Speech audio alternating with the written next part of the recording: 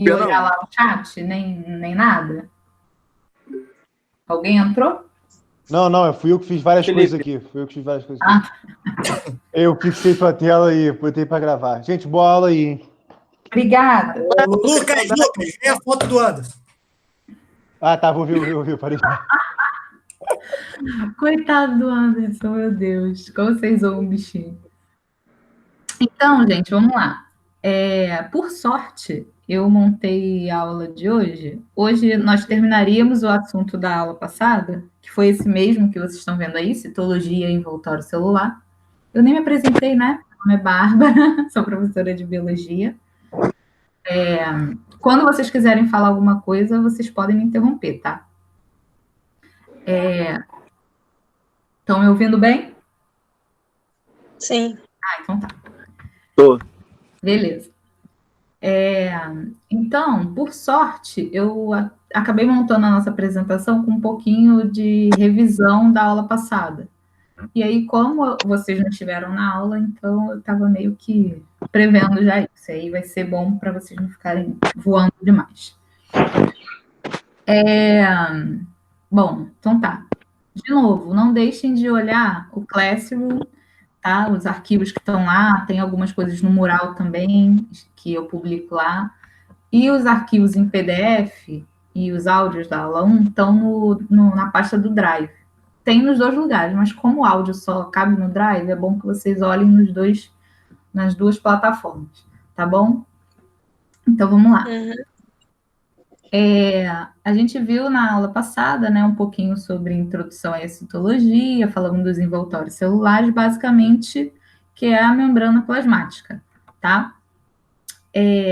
Enfim, a gente deu uma leve introduzida no assunto, né, no histórico, falando sobre microscópio e tal, nananã, mas isso, para agora, não vai ser tão importante. Depois, se vocês quiserem dar uma lida nisso, não tem problema. É até bom. Mas, a partir de 1838, por conta desses dois cientistas aqui, que concluíram que todos os seres vivos são formados por células, tá? A célula, ela é a unidade básica da vida, tá? De todos os seres vivos, ok? Exceto os vírus, né? Que eles não são considerados ainda, não estão incluídos nessa categoria de seres vivos, tá?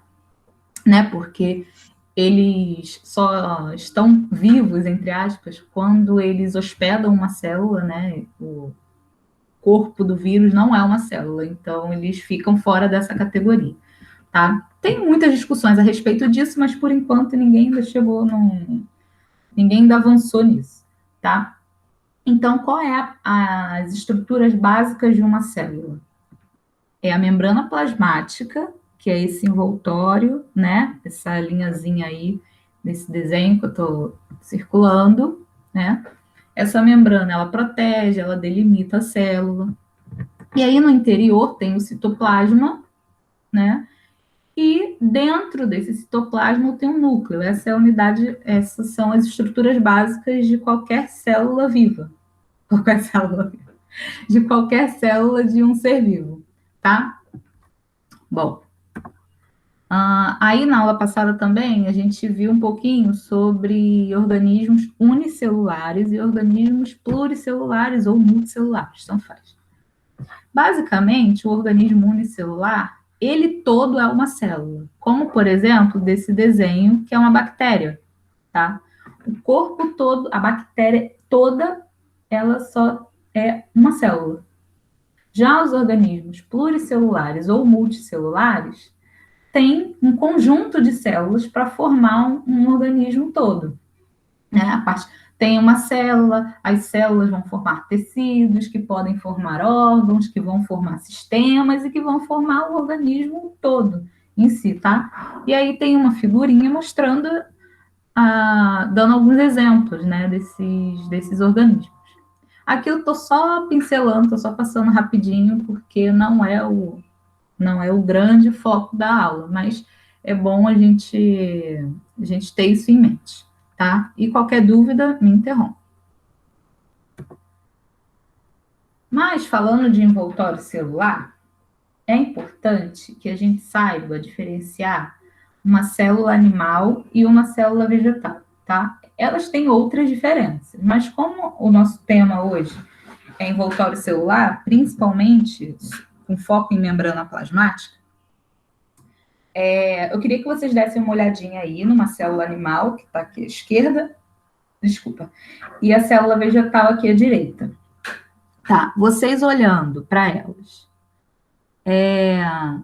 qual é a diferença, assim, maior que vocês estão enxergando aí? Elas têm muitas estruturas em comum, mas tem algumas que não são. Me falem aí.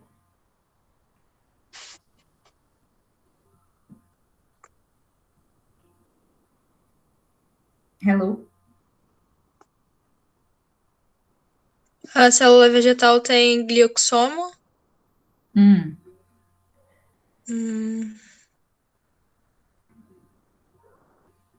E retículo endoplasmático liso.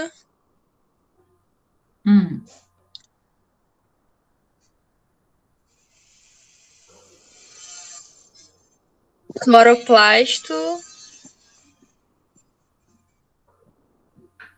O que mais? A sua seta tá em cima de alguma coisa ali que eu não tô conseguindo ver. Vacúolo? Que fala? Vacúolo, isso. O que tem uma que não tem outra, né? Olha, a respeito das organelas, tem algumas diferenças, mas as organelas, como estão no citoplasma, a gente vai deixar um pouquinho stand-by esse assunto, tá? O cloroplasto, por exemplo, só vai ter na célula vegetal, né? Uma organela ali importante no processo de fotossíntese, que é no cloroplasto, que tem a clorofila, né? Que é o pigmento que vai ser importante lá no processo de fotossíntese.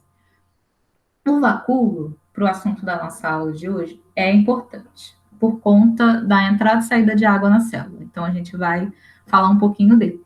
Mas, em se tratando de envoltório celular, que é aquela camada mais externa que delimita a célula, a gente, na célula animal, a gente tem a membrana plasmática, como toda célula tem, e na célula vegetal, a gente tem a membrana plasmática também, porque toda célula tem, né? Aqui em amarelo, que eu estou passando a seta.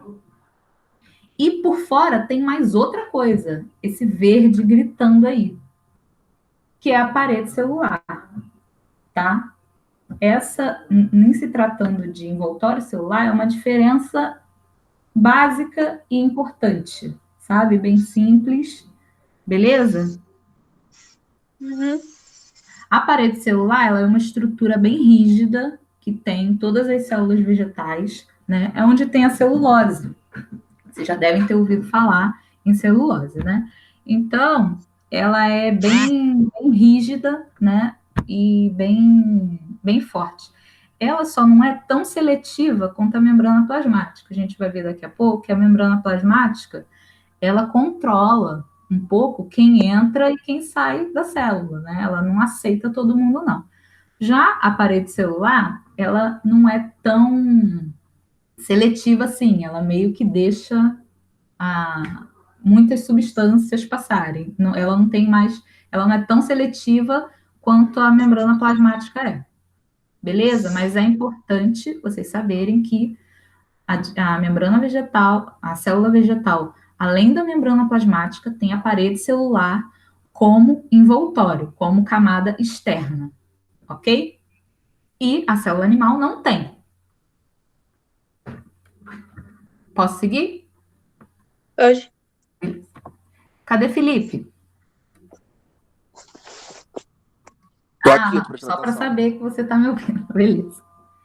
Então, vamos lá. Vamos falar dessa bonita aí, que é a membrana plasmática. A membrana plasmática, basicamente, ela é formada por lipídio e por proteína, tá? Essas coisinhas esquisitas que tem aí uma bolinha vermelha com umas perninhas em azul, é um fosfolipídio, é um tipo de lipídio, tá? Eu tenho vários tipos de lipídios. Fosfolipídio é um deles. O colesterol, por exemplo, é outro tipo de lipídio. Mas vamos focar só no fosfolipídio, que é esse carinha aqui, que tem as perninhas. E as proteínas, tá? Basicamente, essa é a composição da membrana plasmática. Claro que tem vários tipos de proteínas e outros tipos de lipídios também, mas isso não é tão relevante assim, a gente ficar detalhando isso agora. Bom, como ninguém, assim, às vezes, como vocês não deram uma olhada na primeira aula, é legal vocês saberem o que é esse fosfolipídio, né? Como é que ele se comporta. Aqui vocês estão vendo que a membrana plasmática nas células, ela forma uma bicamada, tá? Ela tem uma parte em contato com o exterior, né? Que é essa de cima, que está aí na figura, e tem uma outra camada embaixo, que fica em contato com o meio intracelular, ou seja, vai ficar em contato com o citoplasma. Por que elas ficam assim com as perninhas voltadas para dentro e as bolinhas vermelhas para fora? Então, a gente vai saber por quê. Por que elas têm essa configuração, tá? O fosfolipídio, ele é anfipático. O que isso quer dizer? Ele tem uma porção que tem afinidade com a água e uma porção que não tem afinidade com a água, tá? Aqui, por exemplo, tem um desenho de um fosfolipídio. Aqui, em vermelho, grandão, redondinho, é a cabeça. Ela é polar. Eu não sei o que é polar e apolar. Deem uma olhada lá na nossa primeira aula que eu falo mais sobre isso. Mas o que a gente pode saber a princípio? Que essa porção polar, né, ela é hidrofílica, ou seja, ela tem afinidade com a água. E essa cauda hidrocarbônica, né, essas perninhas aí, que são os ácidos graxos, ela é hidrofóbica e apolar, ou seja, ela não tem afinidade com a água. Toda molécula, ou toda molécula polar só vai se ter afinidade com outras moléculas polares, e a água é polar, então por isso elas têm afinidade. Já as moléculas apolares, que a gente pode usar, por exemplo, as gorduras, né, como um grande exemplo, um ácido graxo é um exemplo dessa gordura, né? Então, ele é apolar e só vai ter afinidade com outras moléculas apolares, ou seja, eles não têm afinidade com a água, porque a água é polar, certo? Aí, tem uma coisinha aqui, se vocês observarem nessa perninha, tem uma dobrinha, que é chamada, aí tem uma setinha aí escrito, insaturação. Isso quer dizer o quê? Que na cadeia desse ácido graxo, né, que é um hidrocarboneto, está escrito ali, cauda hidrocarbônica, basicamente tem carbono e hidrogênio. Quando a gente fala que tem insaturação, é porque nessa cadeia, né, tem uma dupla ligação. Então, quando tem uma dupla ligação, ele fica com essa configuração aí, essa perninha dobradinha. E aí, por que isso é importante? Por que é importante a gente saber disso? Porque os fosfolipídios, eles se movem tanto lateralmente na membrana plasmática, tá? Aqui, ó, eles vão se mover tanto lateralmente, quanto eles vão girar no próprio eixo. O fosfolipídio, cada fosfolipídio vai fazer isso. Eles vão ou se deslocar lateralmente, ou eles vão girar no próprio eixo. Cada fosfolipídio desse da bicamada lipídica. E aí, eu até coloquei em vermelho, porque é importante a gente saber disso, tá? Quanto maior for a insaturação, né, o número de insaturação, ou seja, quando tiver o fosfolipídio, tiver essa perninha dobradinha, quanto mais fosfolipídios tiverem essa perninha dobradinha, que tiver essa insaturação, na bicamada, maior vai ser a fluidez dessa membrana, porque a membrana plasmática, ela é fluida, tá? Vocês já devem ter visto em algum lugar, já devem ter ouvido falar sobre o modelo do mosaico fluido, a membrana plasmática é o modelo do mosaico fluido, lá. Por conta dessa característica dos fosfolipídios. Eles são fluidos na bicamada lipídica, tá? Então, quanto maior a insaturação, quanto mais fosfolipídios tiverem essa perninha dobrada, na bicamada, mais fluidez essa membrana plasmática vai ter. E também, quanto menor essa cauda, ou seja, se ela fosse mais curtinha aqui, ó, não fosse assim tão compridona, esse fosfolipídio, essa perninha fosse mais curta, mais fluida também seria a bicamada. Então, são duas características que vão promover fluidez para a membrana. O número de insaturação por fosfolipídio e o tamanho da cauda. Quanto mais curta, mais fluida. Se aumenta o tamanho dessa cauda, né, que é dessa perninha aí, menos fluida vai ser a membrana. Então, de novo, é anfipática porque tem uma porção polar, que é a cabeça, que tem afinidade com a água, e tem uma cauda que é apolar, que são duas cadeias de ácidos graxos. Por que o nome é fosfolipídio? Porque aqui a cabeça, ele é um esqueleto de glicerol mais um radical fosfatado. E essa cauda aqui, por ser um ácido graxo, né, é um lipídio, então daí veio esse nome, fosfolipídio. Beleza? Então tá. Aí tem algumas características gerais da membrana plasmática. Como eu falei para vocês, a membrana plasmática, ela delimita a célula, né? E protege a célula. Eu até falei na aula anterior, não é só o município que tem limite, a célula também tem. E a membrana plasmática vai delimitar onde a célula acaba, onde ela começa e tal, né? Vai estar ali separando o conteúdo interno do conteúdo externo da célula, certo? E através da membrana plasmática que acontecem as trocas com o meio intracelular e o meio extracelular, ou seja, vão acontecer trocas com o ambiente interno da célula e o ambiente externo. Que trocas são essas? São moléculas que vão entrar e sair da célula para a manutenção da vida dessa célula, né? Uma célula precisa se manter viva. E para isso são necessárias algumas moléculas básicas, tá? Só que cada uma delas vai entrar de maneiras distintas, né? Mas aí a gente vai ver daqui a pouco. E aí, como eu falei, é uma bicamada, tá? O fosfolipídio, naturalmente, eles vão formar bicamadas, os fosfolipídios, por conta dessa característica anfipática que ele tem. Então, ele precisa formar essa bicamada, sim, porque uma perninha vai interagir com a outra perninha, que é apolar e hidrofóbica, para se proteger da água. E a parte externa, que é a vermelha, vai ficar em contato com a água.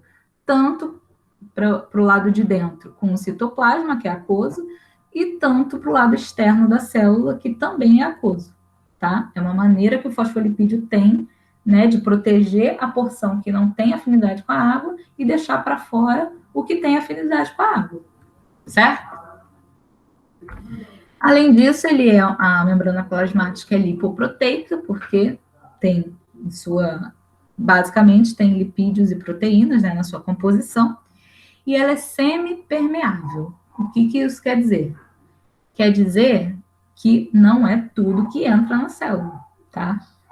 A membrana plasmática, ela meio que, entre aspas, ela escolhe o que vai entrar e o que não vai entrar, né? Algumas coisas podem passar livremente pela membrana plasmática, outras não, certo? E aí, o que vai determinar a entrada de uma molécula, né? Quais são as características básicas que essa molécula tem que ter? A depender do tamanho. Quanto menor for essa molécula, mais fácil é de atravessar a membrana plasmática. A polaridade, né? A membrana plasmática tem preferência por moléculas apolares, certo? Aqui, por exemplo, tem o oxigênio e o gás carbônico, aqui como exemplo, tá? Tem aqui um esqueminha do lado que eu coloquei. Aí tem uma setinha. São substâncias que vão passar tranquilamente pela membrana plasmática. Não vão gastar energia, não vão precisar usar de nenhum recurso, elas vão passar tranquilamente pela membrana. Mas também, com exceção, né, ela prefere moléculas apolares, tá? Mas tem algumas moléculas polares que também passam pela membrana, como a água e a ureia, por exemplo. Aí aqui embaixo tem a glicose, tem alguns íons. Ah, quer dizer então que, como essa setinha não está seguindo, quer dizer que essas coisas não entram na membrana plasmática? Não, entram. Porque são substâncias essenciais para a vida da célula. Só que elas não vão passar assim tão facilmente, nem tão tranquilamente pela membrana. Elas vão utilizar de algum recurso, certo? A concentração também, a concentração no meio extracelular ou no meio intracelular também vai influenciar a movimentação na membrana plasmática. A gente vai ver também daqui a pouco isso. E a carga das moléculas, tá? Moléculas sem carga passam facilmente pela membrana do que moléculas carregadas, como no caso os íons, tá? Os íons não passam assim livremente pela membrana, não. Então, a preferência para passar pela membrana, por conta dessa característica de permeabilidade seletiva, quanto menor o tamanho, melhor. Quanto mais vai dar preferência por moléculas apolares, vão passar pela membrana também tranquilamente, e moléculas sem carga. Ok? Alguma dúvida, gente, até agora? Hello?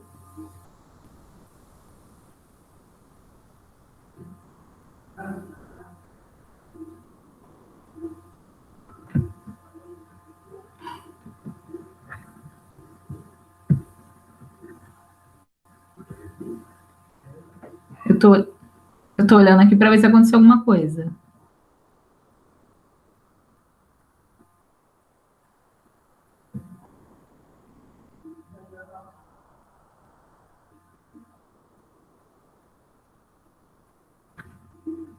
Karen, tá me ouvindo?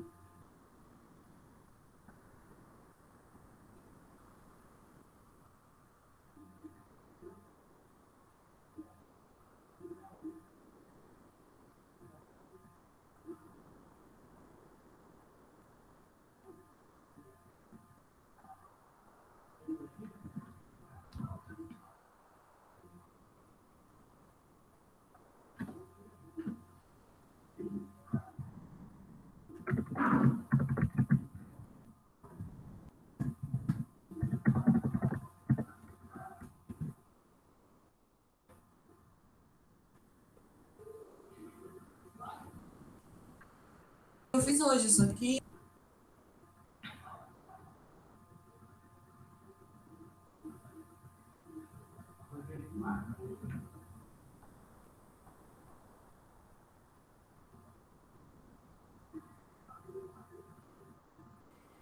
Oi.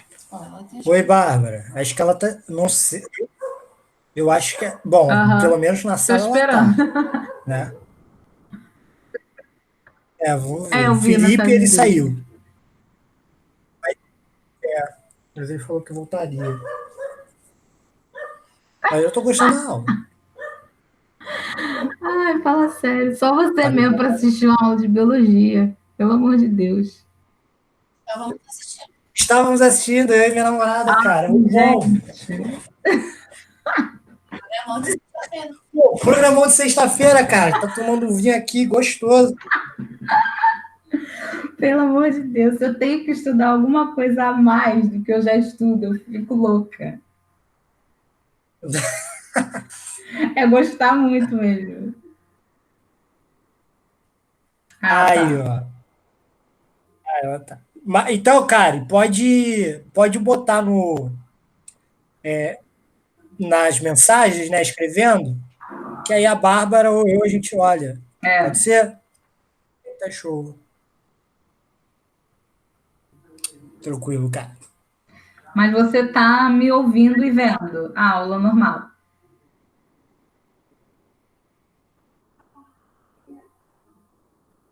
Então tá.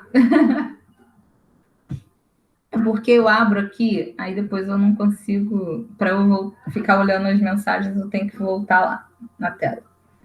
Então, aí aproveitando que a gente estava falando de membrana plasmática, de fosfolipídio, né, o movimento do fosfolipídio na membrana, caiu no Enem do ano passado, né, essa questão aí. Então, vou dar uma lidinha aqui rapidinho, tá? A fluidez da membrana celular é caracterizada pela capacidade de movimento das moléculas componentes dessa estrutura. Os seres vivos mantêm essa propriedade de duas formas, controlando a temperatura e ou alterando a composição lipídica da membrana. Neste último aspecto, o tamanho e grau de insaturação, ou seja, essa dobrinha aqui que tem na perninha, né, do fosfolipídio, perninha é o nome que eu dou, né, mas não é esse o nome. São as cadeias aí de ácidos graxos. O tamanho e grau de insaturação das caudas hidrocarbônicas dos fosfolipídios, conforme representados na figura, influenciam significativamente a fluidez. Ele já deu ali a dica, né? Que o tamanho, ele não fala tamanho de quê? Ah, não, ele fala. Oi, só um minuto. Tem coxinha. Ah, obrigada. Vocês querem coxinha? Minha mãe é ótima, meu Deus.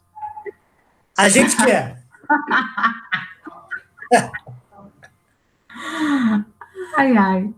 Ele já deu aqui uma dica na questão. Ele fala que o tamanho e o grau de insaturação da cauda carbônica, né, que é a perninha ali do fosfolipídio, como é que é? Influencia na fluidez. Ele não fala como, influencia, né? Mas já está lhe dando uma dica. Isso porque, quanto maior for a magnitude das interações entre os fosfolipídios, menor será a fluidez da membrana. Aí ele já deu uma enrolada na sua cabeça. Tipo, que magnitude de quê com quem? Tá. Tem uma representação aí, né? Tem uma figura, que é a mesma que eu mostrei agora há pouco, né? Nesse fosfolipídio. Aí tá, beleza, a questão. Assim, existem bicamadas lipídicas com diferentes composições de fosfolipídios, como as mostradas de 1 a 5. Aí tem ali 5 figuras, né, de pedacinhos de membranas plasmáticas, aí como perfil, né? Só que aí vamos analisar uma por uma, né? Vamos olhar assim um geralzão. A gente viu que quanto maior for o número de insaturação, maior a fluidez. Então, vamos lá. O número de insaturação é o quê? Essa perninha dobrada. A opção 1, né? A figura número 1. E a 4 não tem nenhuma dessa insaturação. Tá? Eu esqueci de ler o final o final da questão. Ele está perguntando qual das bicamadas lipídicas apresentadas possui maior fluidez, ou seja, ele quer saber qual dessas 5 opções aí tem maior fluidez na membrana. A número 1 e a número 4, gente, não tem nenhuma insaturação, que é essa dobrinha aqui na perninha. Não tem nenhuma. Então, a gente já pode descartar a opção 1 e a opção 4, tá? Qual a outra característica além da insaturação, né, para garantir a fluidez da membrana plasmática? Quanto menor a cauda, ou seja, essa cadeia de ácido graxo, quanto menor for o comprimento dessas perninhas. Aí nos sobram as opções 2, 3 e 5, tá? Karen, como você é a única que está aqui no momento, dá uma pensada aí, dá uma analisada nessa questão e me responde aí qual dessas que você acha que vai ter que representa, né, uma bicamada mais fluida. Qual delas você acha que vai ter mais fluidez? Vou te dar um tempinho para fazer.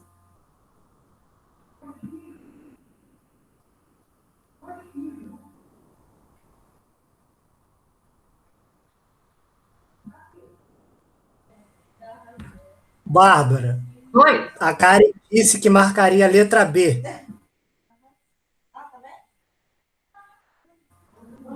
De novo, falhou. Karen disse que marcaria a letra B. Tá, letra B, certo. Muito bem, né? Porque a 2 é que representa a melhor, né?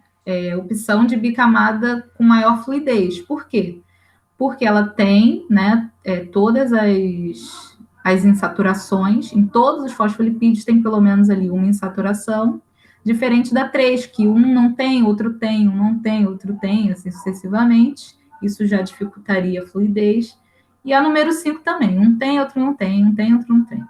A número 5, né, tem ali as perninhas já compridas, mais compridas que a 2 e a 3, então a gente já pode descartar a 5. No caso, entre a 3 e a 2, todas têm o mesmo tamanho, né? As caudas são curtinhas, então isso facilita a fluidez também. Só que como a 2, todos os fosfolipídios têm uma insaturação, o perfil aí que seria o mais fluido, né? Seria a letra B mesmo. Certíssimo, Karen, muito bem. Bom, aqui eu coloquei uma representação de como se comporta o fosfolipídio, né? Como eu disse, eles naturalmente eles formam bicamadas, né? Que está representada aqui, né? Nessa B. Essa B é um perfil, tá?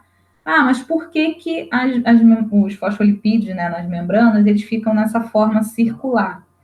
Porque por conta da interação entre eles, eles tendem a se unir.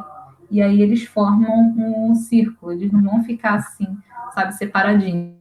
Eles tendem a se unir, as extremidades tendem a se unir. E aí eles formam um círculo. Aqui na esquerda, na letra A, tem uma micela, né? Onde a gente consegue ver micelas? No caso, quando a gente vai lavar louça, por exemplo, o nosso detergente, né, tem ali um componente gorduroso, tem um componente lipídico ali, que ele vai se unir à gordura que está lá na nossa louça, né? E daí a água, como é que esse sabão vai tirar a gordura, né, da nossa louça? Porque a parte da gordura que é hidrofóbica, né, que é essa cauda, e apolar, vai estar em contato com a gordura da nossa comida, que também é hidrofóbica e apolar, ou seja, não se mistura com a água. Então, ela gruda ali na gordura. Essa parte do lado de fora, né, que tem as bolinhas aí, é onde vai ficar voltado para o exterior, que é onde vai ficar em contato com a água, né? Lembrando que ela é um fipático. Então, quando a água passar, ela vai levar a gordura, porque a micela já aprisionou a gordura aqui no interior e o lado de fora interage com a água, então vai passar livremente, né? Vai limpar tranquilamente ali a sua louça. Aí, aqui na direita, tem um lipossomo, que é a configuração de uma membrana plasmática na célula, formando essa dupla camada, né?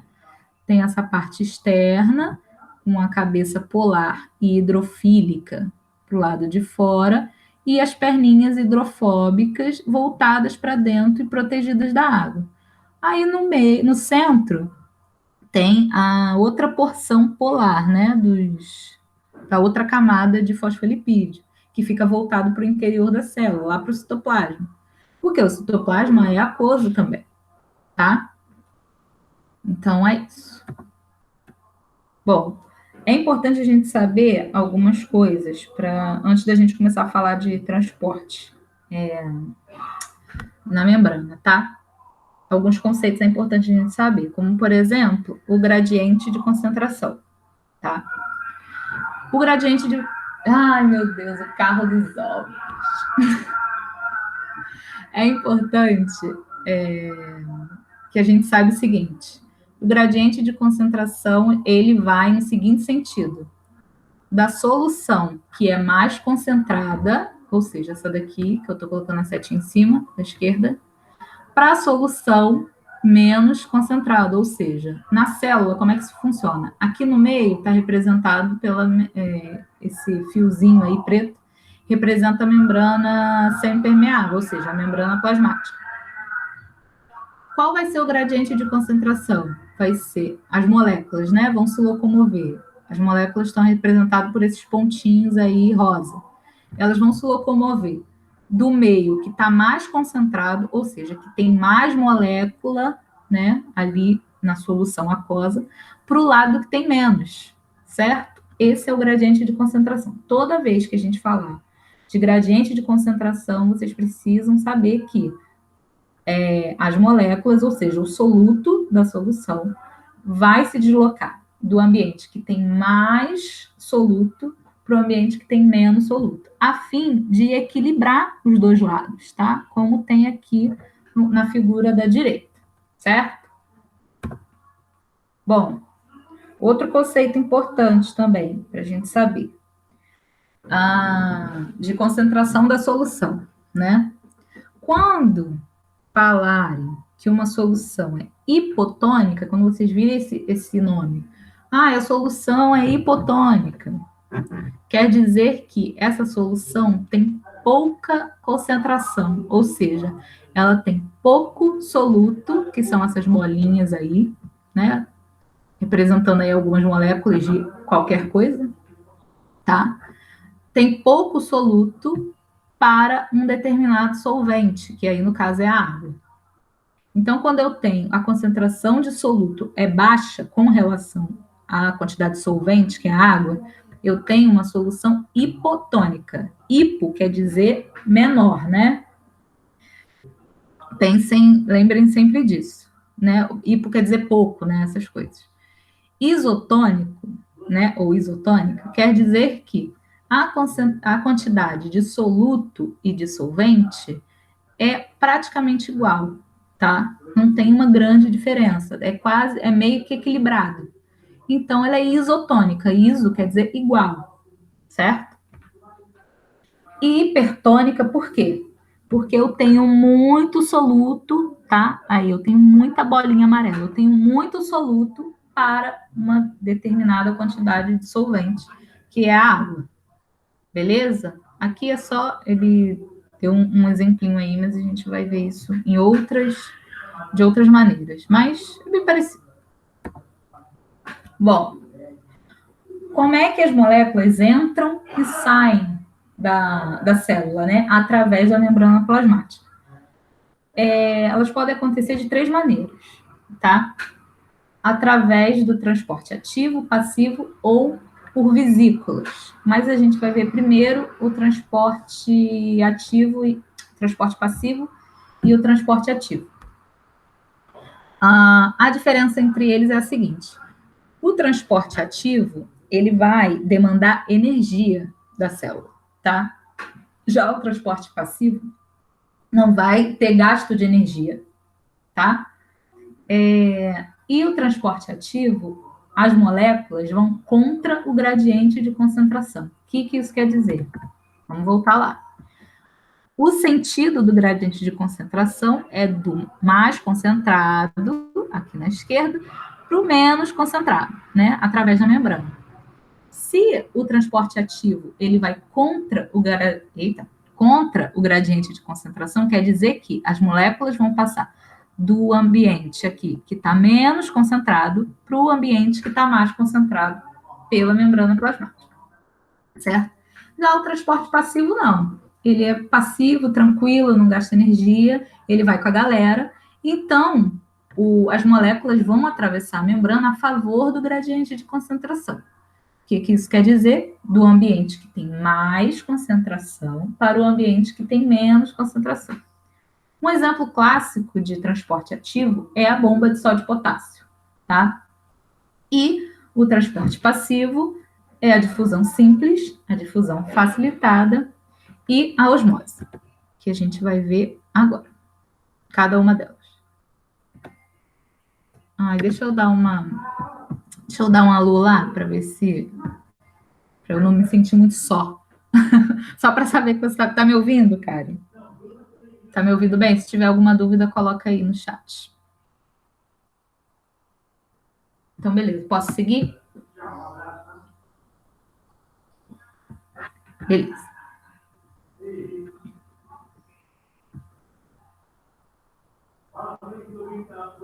Eu vou passar um videozinho aqui para você, porque às vezes a gente fica só falando assim, a gente não consegue... mesmo que a gente mostre desenho, não sei o que e tal, fica meio difícil, assim, de visualizar para algumas pessoas. Então, eu coloquei algumas animações aí ao longo da aula, tá? A difusão simples, o que acontece?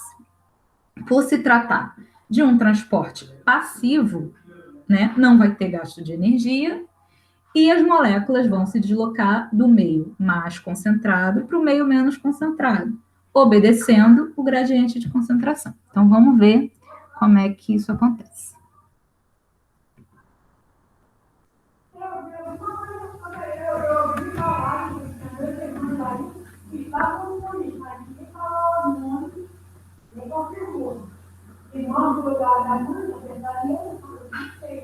Presta atenção aí no movimento das moléculas.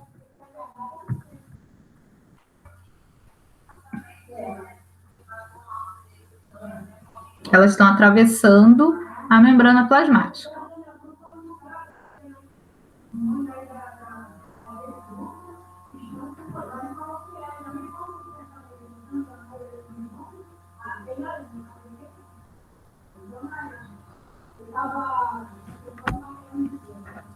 Ali até deu o exemplo de que o oxigênio e o gás carbônico, né, passam através desse tipo de transporte, que é a difusão simples, né? Porque são moléculas pequenas, são moléculas apolares, são moléculas sem carga, então elas passam aí pela membrana facilmente. Mas também eles passam pela parte da membrana que tem os fosfolipídios, né? Lembrando que a membrana também tem proteína por elas, mas eles não fazem uso da proteína. A gente vai ver daqui a pouco por quê. Vou mostrar de novo.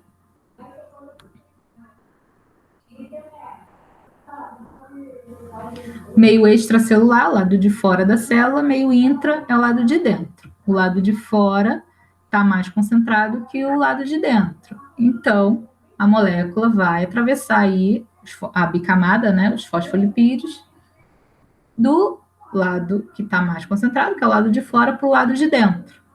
Não quer dizer que vai ser sempre assim, do lado de fora para o lado de dentro. Não, vai acontecer o contrário também. Depender da diferença de concentração. Vai ser sempre de onde estiver mais concentrado para onde estiver menos concentrado. Mas a gente sempre exemplifica o meio extracelular para o meio intracelular, porque é interessante que as moléculas entrem, né, para manter a célula viva.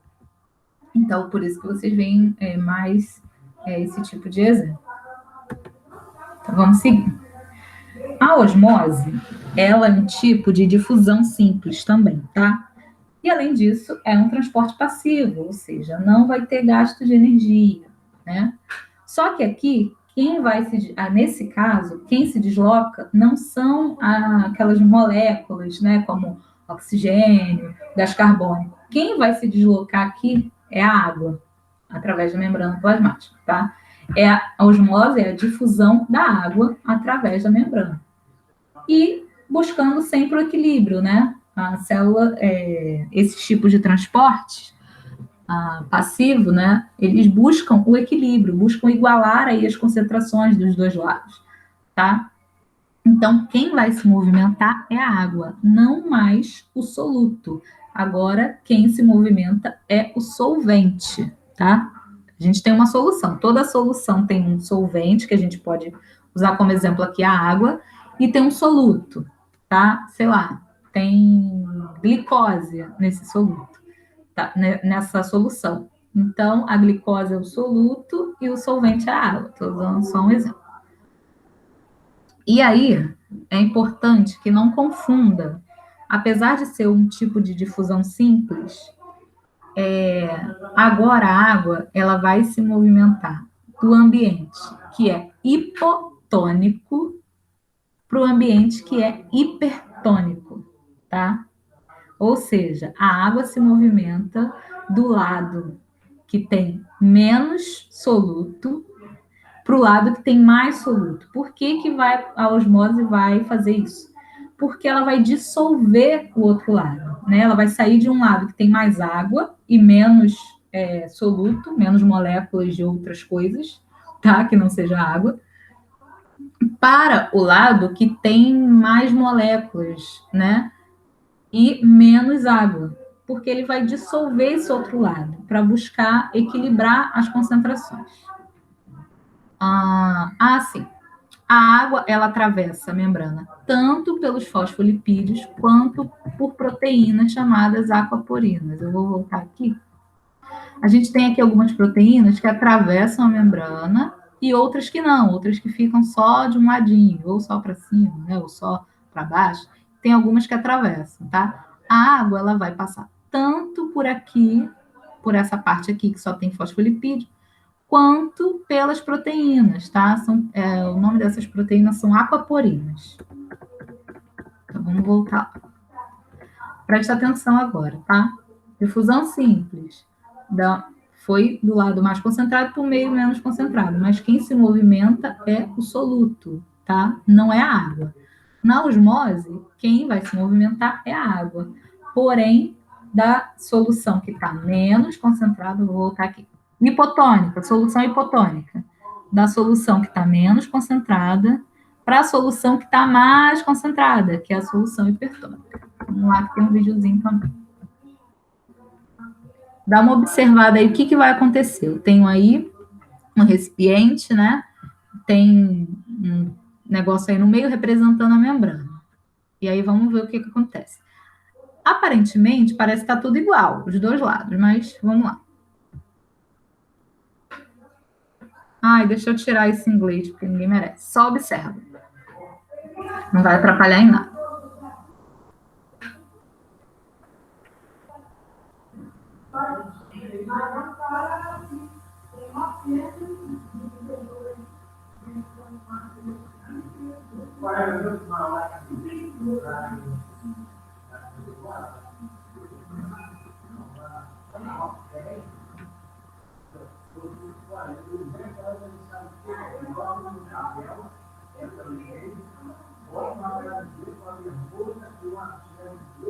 Ó, do lado direito já apareceu ali alguns solutos, que é a ureia.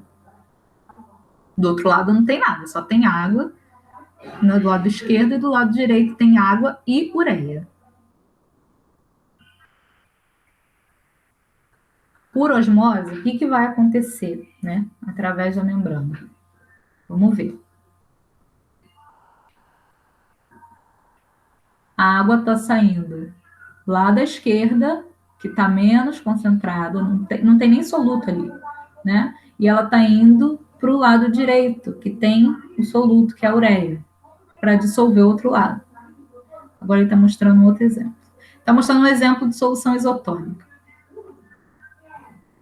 E aí ele está mostrando a diferença, né? Um lado está hipertônico e o outro lado está hipotônico.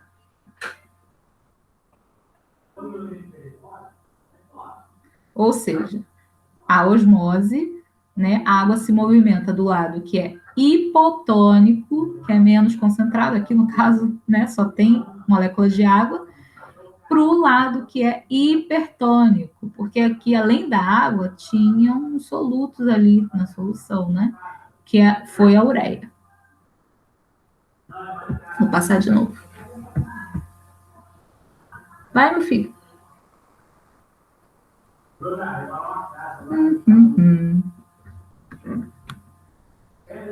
Agora sem falação.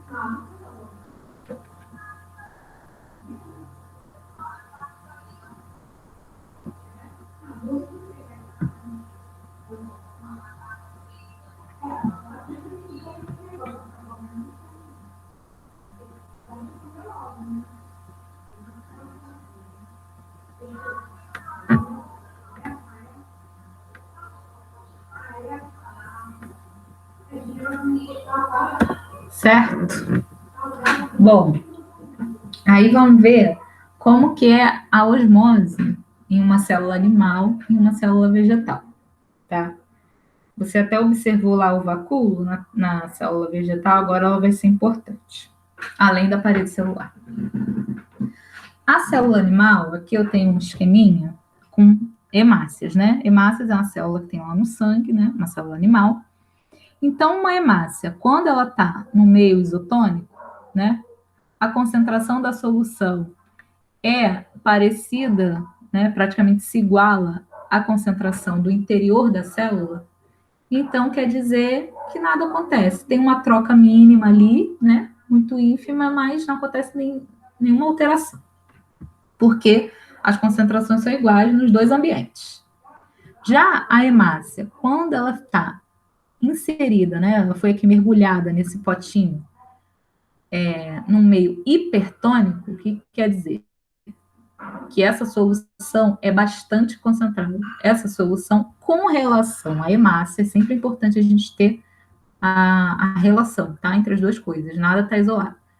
A solução, em relação à concentração da hemácia dessa célula, a solução é mais concentrada. O que vai acontecer? A água vai sair de dentro da célula para a solução ali do lado de fora, a fim de diluir a solução, né? Porque ela está muito concentrada, então a água vai sair de dentro da célula para aumentar aí essa quantidade de água e diluir esse soluto que está em excesso, tá?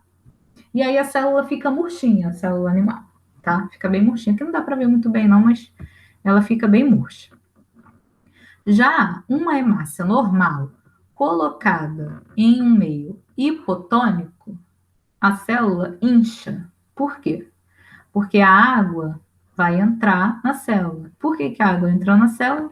Porque o ambiente que a célula está inserida, está mergulhada ali, aquela solução, ela tem a concentração menor que a concentração da célula, né? O interior da célula, ele é mais concentrado que a solução que ela está mergulhada ali.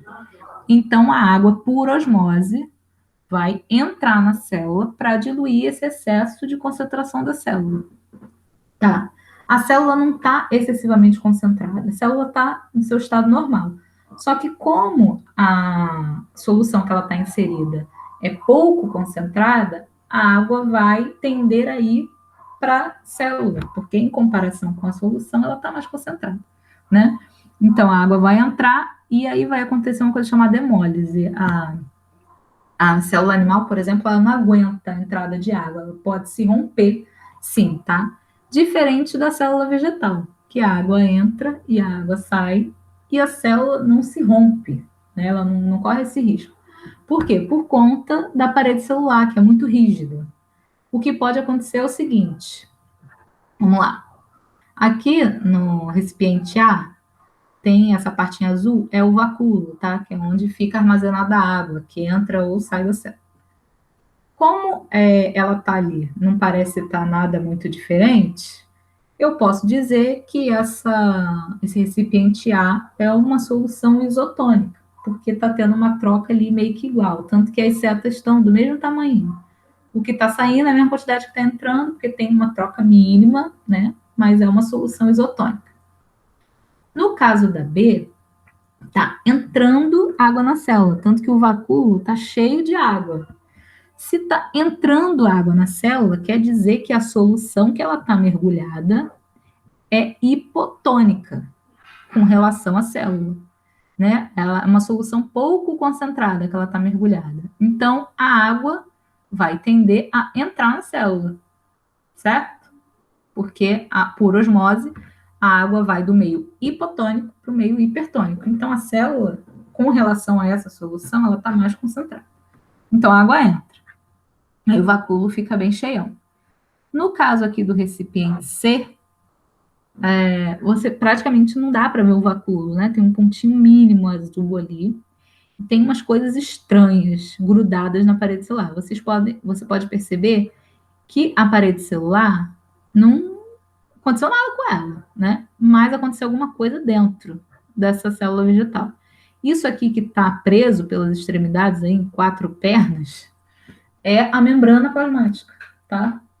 A membrana plasmática, ela se desgruda todinha ali da parede celular. Ela não se arrebenta nem nada. Mas ela se desgruda quando acontece o quê? Quando a água sai de dentro da célula por osmose. Por quê? Nesse recipiente C, a solução é hipertônica. Então, como a solução é muito concentrada, a célula vai tender a perder água para essa solução, para diluir essa solução que está muito concentrada, certo?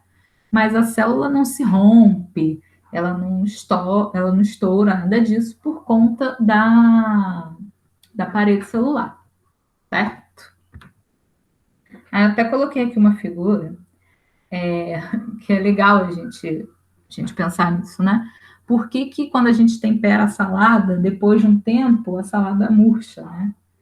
A gente acabou de ver aqui, por esse processo mesmo, é pela osmose. Se eu estou temperando a salada com azeite, por exemplo, né? Eu estou deixando o ambiente externo, né, da alface ali, por exemplo, mais concentrado que o interior das células vegetais, né? Eu estou colocando ali uma solução que é muito concentrada, né? Que no caso é o azeite. Então, por osmose, as folhas da salada vão tender a perder água para o ambiente, porque ela vai tender a diluir aquele ambiente externo que está muito concentrado. Certo? Em seguida, a gente tem a difusão facilitada. Difusão facilitada também é um transporte passivo, né? Quais são os tipos de transporte passivo? Difusão simples, a osmose e a difusão facilitada. Só que diferente da difusão simples e da osmose, né? A osmose passa tanto pela membrana quanto pelas proteínas, mas no caso da difusão facilitada, essas moléculas que vão passar do ambiente mais concentrado para o ambiente menos concentrado, vai ser através de uma proteína. Elas não vão passar por aqui, pelos fosfolipídios, não. Elas vão passar pela proteína, sem gasto de energia. É importante saber isso, tá? Importante entender isso. Transporte passivo não tem gasto de energia. Por quê? Porque as moléculas estão se movimentando a favor do gradiente de concentração. E qual é o gradiente de concentração? Do mais concentrado para o menos concentrado. Aqui você pode ver, pela figurinha, que tem aqui um monte de pontinho preto, né? Está muito mais concentrado, tem muito mais ponto preto aqui do que essa parte de baixo. Então, né? A favor do gradiente de concentração, essas células vão seguir essas moléculas vão seguir esse fluxo aqui, certo? Através de uma proteína. Quais são as moléculas que fazem uso, né, desse processo, que é a difusão facilitada? Aminoácidos, vitaminas, alguns íons, né? Lembrando que na difusão simples, os íons não passam, por difusão simples não. Mas por difusão facilitada, alguns íons, não todos, lógico, alguns íons conseguem passar, tá? Sem gasto de energia e através de uma proteína, certo? Vamos ver outro vídeo.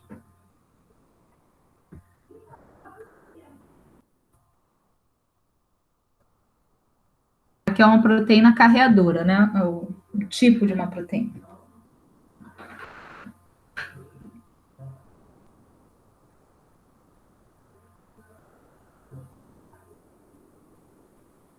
As moléculas estão lá do lado de fora da célula, que está mais concentrado, estão sendo empurradas para dentro da célula, que é o ambiente que está menos concentrado, através dessa proteína carreadora.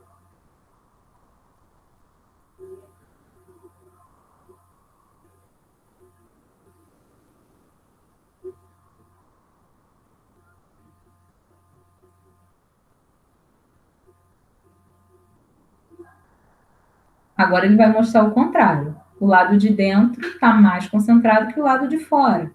Então, as moléculas vão ser jogadas lá para o lado de fora, para tentar igualar essas concentrações, através da proteína.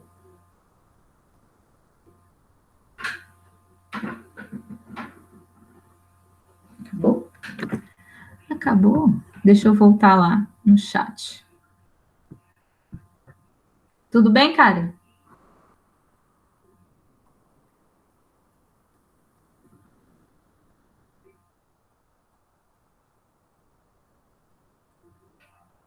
Alguma dúvida até agora?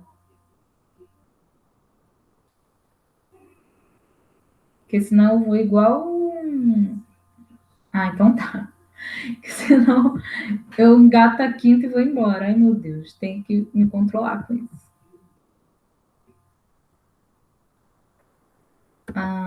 Então tá. Agora, a gente vai falar, finalmente, do nosso transporte ativo, tá? Diferente do transporte passivo, é um transporte que vai ter gasto de energia, vai demandar energia da célula. Por que vai gastar energia? Porque os íons, eles vão se movimentar contra o gradiente de concentração. Tá, aqui no caso eu já dei a dica, né? Os íons sódio e potássio, ou seja, os solutos, né? Eles vão se deslocar contra o gradiente, do meio que está menos concentrado para o meio que está mais concentrado. A gente viu até agora que a difusão simples, a difusão facilitada, a osmose, né? Ela acontece ali sem gasto de energia e essa daqui tem gasto de energia. E diferente da difusão simples e da difusão facilitada, que as moléculas se movem do ambiente que está mais concentrado para o meio que está menos, aqui não. Aqui ela vai se movimentar do ambiente que está menos concentrado para o ambiente que está mais concentrado. Deixa eu voltar lá no gradiente de concentração, para a gente olhar. Agora, o transporte ativo vai ser o quê? Vai ser esse lado direito aqui, que é pouco concentrado, se deslocando para a esquerda, que está muito concentrado. Mas por que isso acontece na célula, gente? Por que é interessante isso acontecer? Essa diferença de concentração desses íons, o sódio e o potássio, é que vai manter o funcionamento da célula. Porque nesse caso aqui, a gente viu que os outros buscam sempre o equilíbrio, né? Eles buscam sempre igualar ali as concentrações, deixar os ambientes parecidos, né? Nesse caso, o desequilíbrio interessa para a célula, tá? Do transporte ativo. A harmonia do desequilíbrio é que vai interessar para a nossa célula.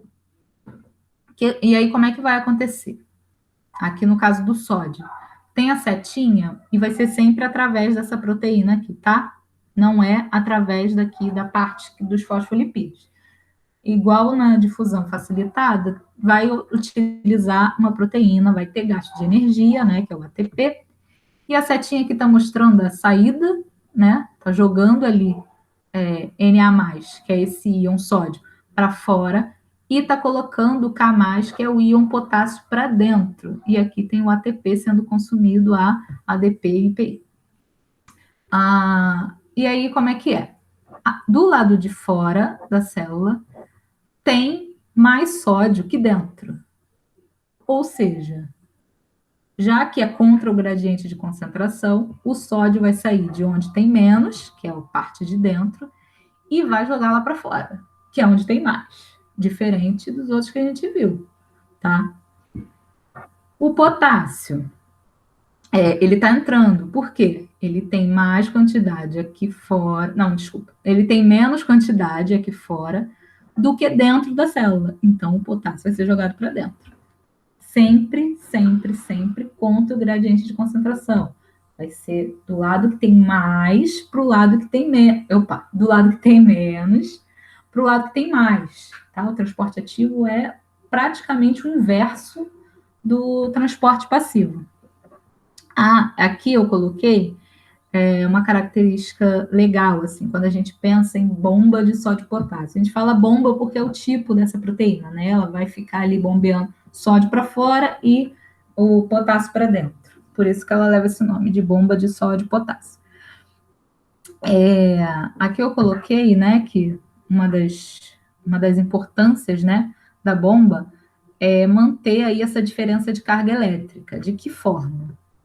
O interior da célula, né, essa parte aqui interna da membrana plasmática, ela é mais negativa normalmente, né, quando a célula está em repouso, ela tende a ser negativa, né, aqui dentro, a carga é negativa. E do lado de fora, a carga é positiva. Daí, quando começam as moléculas a entrarem, por difusão simples, por difusão facilitada, não sei o quê, vão entrar íons, né? Íons são o quê? São essas substâncias carregadas. E aí, esses cátions, no caso, que são positivos, eles começam a entrar na célula. Só que a célula do lado de dentro não pode ficar muito positiva, não. Ela quer permanecer muito negativa. Então, se tem muito íon positivo entrando, ela precisa jogar para fora um pouco desses íons. E para isso existe a bomba de sódio e potássio, né? Para, de novo, ela manter esse desequilíbrio, né? Essa diferença de cargas também.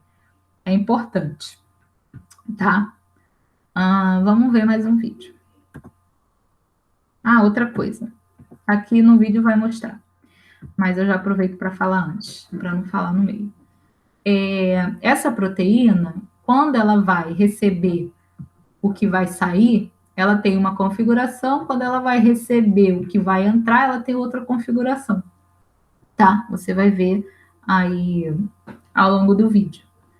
Aqui tem até uns formatinhos diferentes, tá vendo? Um é meio triangular, outro é meio redondinho, porque cada lado desse é específico para entrar essa molécula, né? Essas moléculas, no caso, o sódio e o potássio. Agora eu posso aumentar.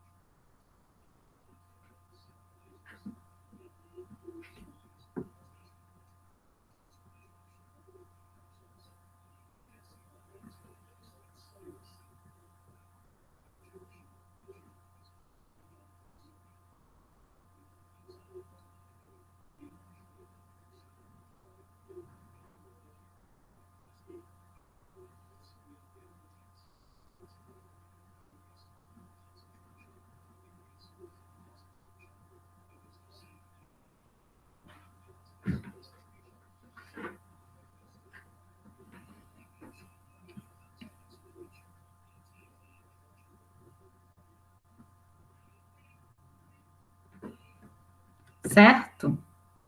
Então, é importante saber que o transporte ativo, ele tem gasto de energia e o soluto, né, essas moléculas vão se deslocar do ambiente que tem menos concentração para onde tem mais. O exemplo clássico do nosso transporte ativo é a bomba de sódio e potássio. A célula faz isso para ela manter essa diferença de cargas, né, que do lado de fora tem que permanecer mais positivo, e do lado de dentro, ela quer permanecer o mais negativo possível. Ela não quer esse monte de cátion dentro dela, não. Então, o que pode acontecer? Quando o ambiente vai ficando muito concentrado, né, o interior da célula vai ficando muito concentrado, por osmose, o que a gente viu? Que a água vai se deslocar do ambiente que está menos concentrado para o ambiente que está mais. Então, se não houvesse a bomba de sódio e potássio, por exemplo, essa célula iria entrar água na célula por osmose, né? Porque o ambiente interior está mais concentrado, a água entra por osmose, e aí essa célula poderia ser destruída, né? Pelo excesso de água. Então, a natureza é perfeita. E aí a gente tem a bomba de sódio e potássio para desafogar aí, né? Esse fluxo e manter o desequilíbrio mesmo. O intuito é manter essa diferença, tá? Já passei esse videozinho. Aí, por fim, a gente tem um outro tipo de transporte. A gente viu o transporte passivo, fusão simples, osmose e a facilitada. A gente viu o transporte ativo, que é a bomba de sódio e potássio, por exemplo. E aí tem um outro tipo de transporte através da membrana, que é chamado de processo mediado por vesícula. Aqui eu vou passar bem rapidinho, tá? Só para a gente dar uma olhadinha para ver como acontece. Algumas moléculas são muito grandes, então elas não passam por nenhum dos outros transportes, elas não passam pela membrana ali através dos lipídios, nem pelas proteínas. Elas não conseguem atravessar a membrana dessa forma, como as outras moléculas. Então, elas vão entrar por endocitose ou vão sair por exocitose. Endo, né, de dentro, e exo, fora. A citose de cito de célula, né? Então, aqui, ó, no lado esquerdo, você pode observar. Tem aqui umas moléculas, aí elas vão aqui, e a membrana plasmática começa a dobrar, né? Fazer uma vesícula, né? Aí ela vai, captura essa molécula que está querendo entrar, rodeia ela ali e pum, leva para onde ela tem que ir. No caso da exocitose, eu quero tirar alguma coisa de dentro da célula e jogar lá para fora. E aí vai fazer a mesma coisa, ela vai se aproximar da membrana plasmática, vai formar ali uma vesícula e aí vai liberar essas moléculas, né? Aqui é só bem rapidinho, não tem nada de ficar presa, não. Eu acho que o que é mais importante, assim, de detalhar mesmo, a gente já passou. Agora eu quero que você veja um último videozinho que meio que reúne tudo que a gente viu até agora, né? Ele vai falar ali algumas coisas a mais, tá? Mas não se preocupa não. Finge não. Se fixa nos assuntos que a gente falou, tá? Que é a osmose, a difusão simples, a difusão facilitada e a bomba de sódio e potássio. Ele pode falar uma coisinha ali ou outra a mais, mas presta mais atenção no que a gente já discutiu, certo?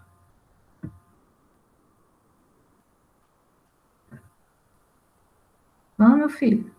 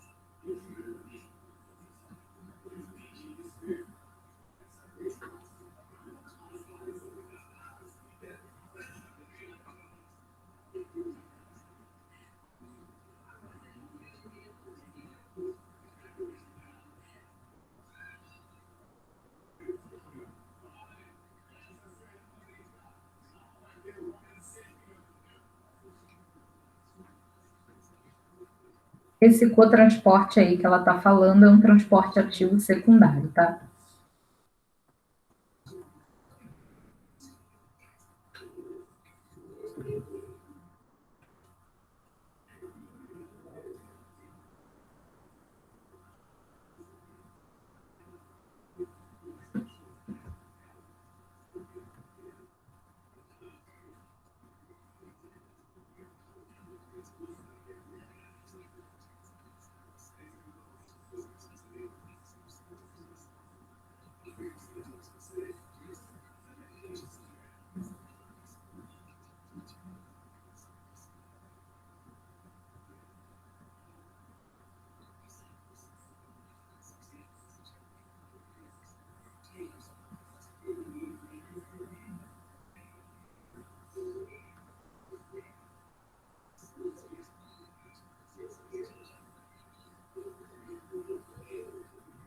caso, ela falou de difusão de gases, mas é um transporte passivo do tipo difusão simples, tá? É porque na difusão simples ela usou o exemplo do lipídio, né, que por ser uma gordura e a bicamada lipídica tem lipídios, né, então ali passa livremente. Ela usou outro exemplo. Mas o transporte de gases ali, que ela usou o oxigênio e o CO2, é por difusão simples, certo? Então, é isso, a nossa aula de hoje, tá? A próxima aula a gente já conseguiu finalmente encerrar esse assunto de membrana plasmática. O próximo assunto vai ser sobre citoplasma, e aí depois núcleo, e aí a gente vai seguindo com outros assuntos. O que eu queria falar? Eu estou pensando em colocar uns exercícios lá nas plataformas, né? Então, fica atenta lá. Colocar uns exercícios sobre esse tema, sobre a aula 1, né? E aí, na próxima aula, que eu ainda não sei quando vai ser, a minha, por exemplo, a gente pode resolver alguns exercícios, né? Vou ver ainda. A gente passa um tempo resolvendo os exercícios, tirando umas dúvidas, né? Porque vocês vão precisar responder questões e é legal a gente praticar e não só ficar no conceito. E daí a gente dá início ao nosso próximo tema, que é de citoplasma. Certo? Deixa eu voltar.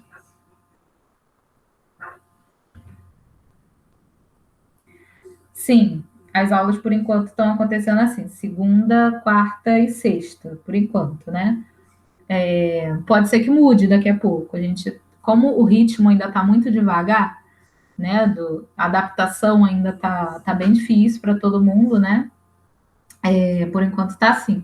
Mas o intuito é que a frequência aumente, né? E que a gente possa voltar as coisas se normalizarem. Então, Karen, ficou alguma dúvida sobre a aula de hoje? Alguma coisa que eu falei correndo? Ou então, sei lá, alguma coisa que... não entendi aquela parte. Fale agora ou cale-se para sempre. Mentira, não se cale para sempre, não. Pode colocar dúvida lá no WhatsApp, qualquer coisa, ou posta lá na nossa plataforma também, tá bom?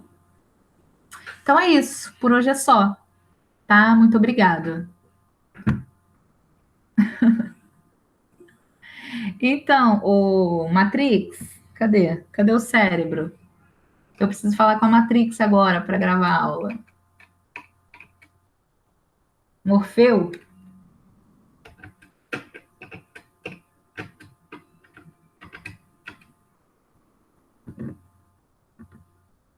Terra chamando, central.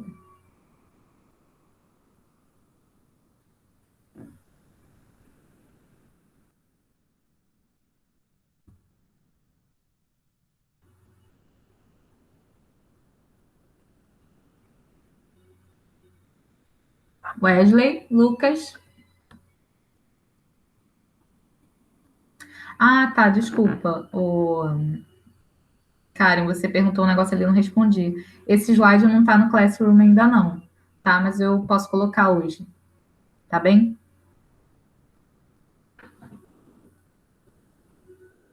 Vai ficar tudo lá. Tudo que eu fizer, eu vou botar lá. Wesley, Lucas. Eu não sei se eu saio, eu não sei se eu fico.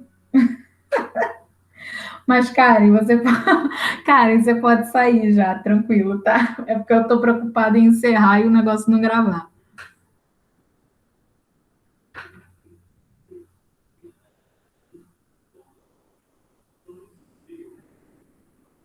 Cara, que saudade. Nada, Karen. Obrigada a você pela presença. Tamo junto. Saudade do MSN que sacudia a tela. Vou mandar mensagem para eles. Mas pode sair já, tá, Karen? Obrigada.